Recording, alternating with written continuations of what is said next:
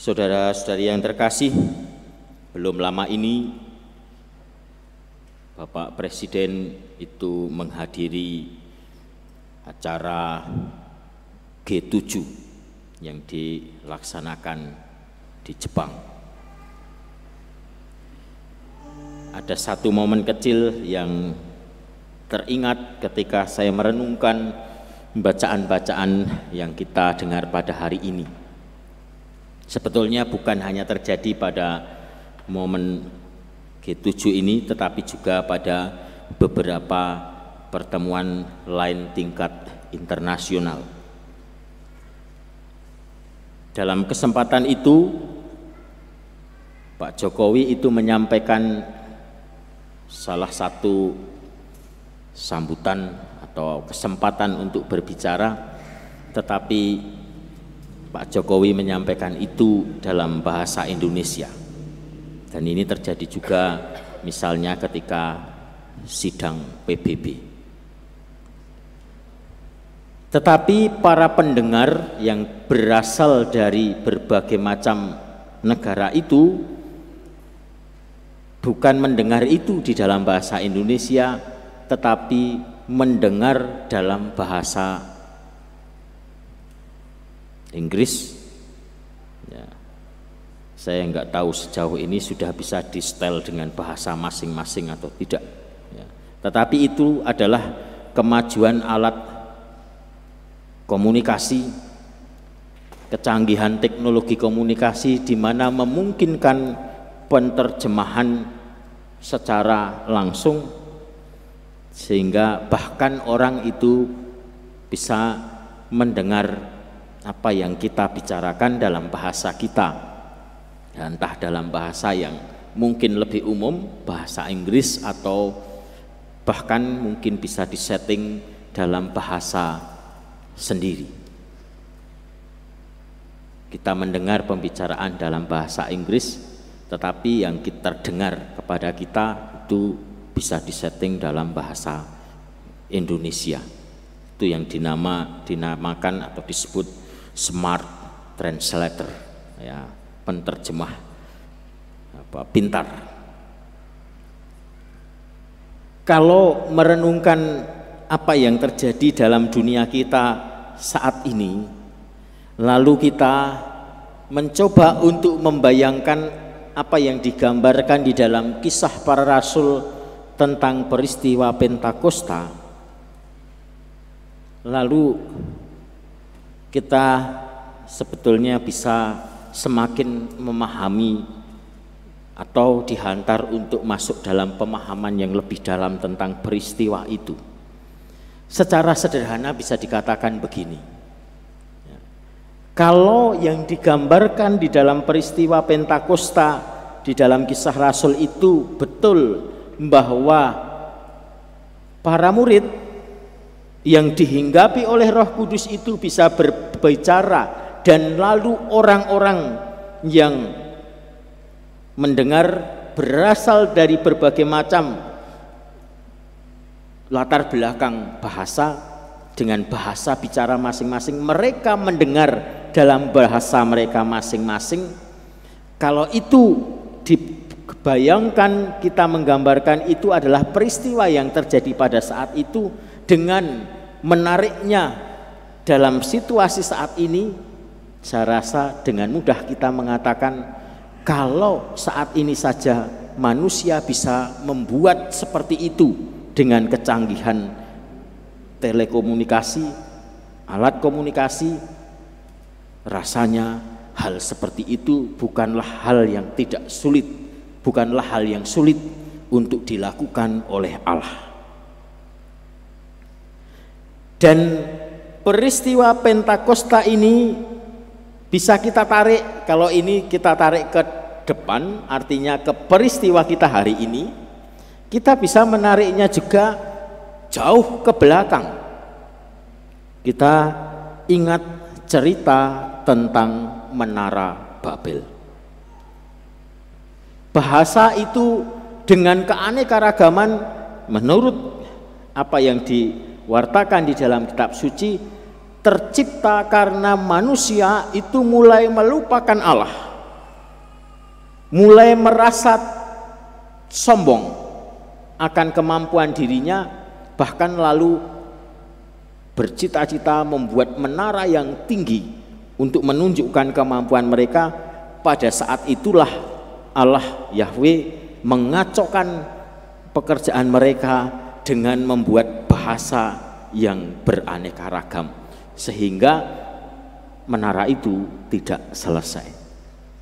Bahasa diciptakan supaya mereka terpecah-pecah.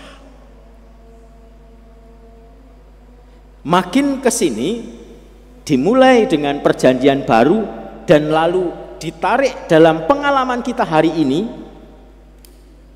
bahasa itu semakin didorong untuk bisa mempersatukan umat manusia, bukan seperti yang terjadi pada saat Menara Babel. Di sini kita bisa merenungkan satu hal tentang peran dari Roh Kudus ini di dalam kehidupan kita.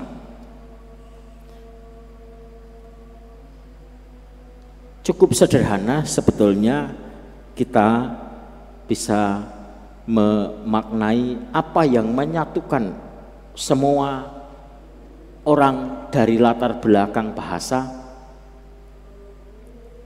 Kalau gejala bahasa saja sudah menunjukkan itu, maka hal lain yang lebih mendalam dari itu, sebetulnya itulah yang menjadi pesan dari Pentakosta. Bukan hanya sekedar soal bahasa yang berbeda-beda, tetapi ada satu bahasa yang menyatukan seluruh umat manusia. Dalam tahun-tahun terakhir ada yang mengklaim atau dikatakan ada seorang profesor yang menciptakan bahasa yang disebut sebagai bahasa Esperanza, bahasa harapan. Bahasa itu yang diharapkan bisa menjembatani berbagai macam perbedaan orang dari latar belakang bahasa yang berbeda. Tetapi penggunaannya sampai hari ini itu belum sampai ke seluruh pelosok dunia, belum betul-betul menyatukan. Nah, pesan Pentakosta adalah bahwa Allah menganugerahkan sesuatu yang sungguh menyatukan, sehingga gereja yang dilahirkan oleh Roh Kudus itu bertahan, bertumbuh, dan sampai hari ini masih ada. Dan bahasa yang menyatukan seluruh umat manusia tidak lain adalah bahasa kasih. Itu tidak memandang agama, tidak memandang bahasa, tidak memandang orang berasal dari bangsa mana.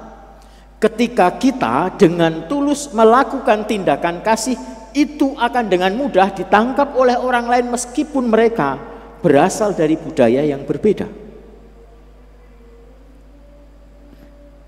Dan awal kehidupan manusia dimulai dari situ. Ini secara lebih intens dialami oleh ibu-ibu yang sudah pernah melahirkan. Bagaimana Anda berbicara dengan anak yang belum bisa mengucapkan kata-kata tetapi bisa nyambung. Disatukan oleh apa? Bahasa kasih. Dan kita semua manusia itu memulai kehidupan kita dari kondisi seperti itu, di mana kita disatukan dengan orang-orang terdekat dalam hidup kita dengan bahasa kasih. Dan bahasa kasih itulah yang memampukan para murid yang digambarkan dicurahi Roh Kudus, sehingga mereka mengalami perubahan secara drastis di dalam hidup mereka. Perubahan yang seperti apa? Mereka yang tadinya takut tanpa harapan pergi keluar mewartakan kebangkitan. Mereka menjadi saksi tentang kebangkitan Tuhan dengan tidak takut lagi. Mereka yang tadinya bersembunyi keluar mewartakan itu kemana-mana.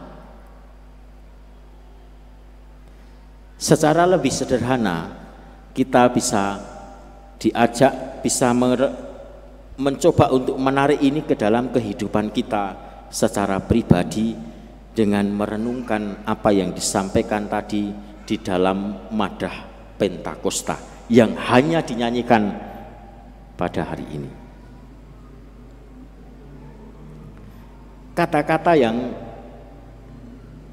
kita nyanyikan tadi diwakili Mas Wanto, ya, harusnya itu dinyanyikan seluruh umat madah Pentakosta itu, karena itu menjadi madah agung, menjadi gambaran dari perayaan kita akan misteri anugerah Roh Kudus yang kita rayakan hari ini.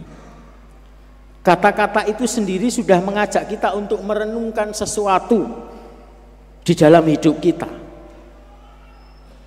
Madah Pentakosta itu ada berapa ayat, Mas Anto? 10 ayat. Ya. Kata-katanya itu sebetulnya menggambarkan bagaimana peran roh di dalam hidup kita. Yang kaku lembutkanlah, yang beku cairkanlah atau luluhkanlah. Ada satu bagian saya tidak hafal juga, dari 1, 2, 3 urut tidak hafal, ya. Tetapi beberapa katanya itu ya mudah kita ingat. Yang panas diapakan, Mas Wanto? Yang kotor bersihkanlah, itu ada di ayat 7, ya. Yang kotor bersihkanlah, yang kering siramlah, ayat 2, Mas Wanto.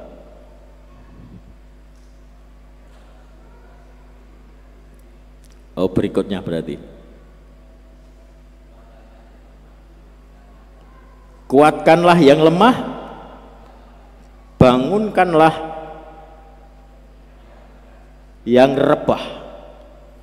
Satu lagi,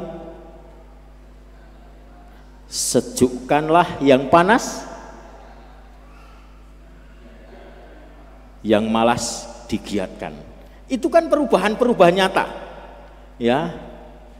Nah, bagaimana hal-hal itu kita hidupi di dalam hidup kita, maka kita hidup di dalam semangat Pentakosta. Kalau yang sebaliknya terjadi berarti kita belum hidup di dalam semangat Pentakosta. Kalau yang panas malah dikipasi semakin panas, nah itu bukan semangat Pentakosta. Ya, kan ada pembicaraan-pembicaraan panas, omongan panas, ya, omongan-omongan yang belum jelas, belum tahu ujungnya kemana, tambah dikipasi, ya, dengan embel-embel yang lain-lainnya, makin panas. Kalau ada panas, sejukkanlah, itu semangat Pentakosta. Yang kaku lembutkanlah, yang malas giatkanlah. Nah, ini bukan hanya berlaku untuk orang lain, tetapi mari kita tarik dalam diri kita sendiri. Kemalasan apa di dalam diriku yang perlu untuk digiatkan? Baru ketika saya berusaha untuk ke sana, saya hidup dalam semangat Pentakosta. Apa kekakuan-kekakuan di dalam hidupku yang lalu perlu dilemaskan? Kalau ini kita tarik dalam diri sendiri, maka ini bisa menjadi sebuah permenungan yang luar biasa, yang sangat personal. Bagaimana Pentakosta ini sungguh kita alami secara pribadi, selain bersama-sama kita merayakan anugerah Roh Kudus ini sebagai roh yang dianugerahkan untuk kelahiran, pertumbuhan, dan kebertahanan gereja sampai hari ini.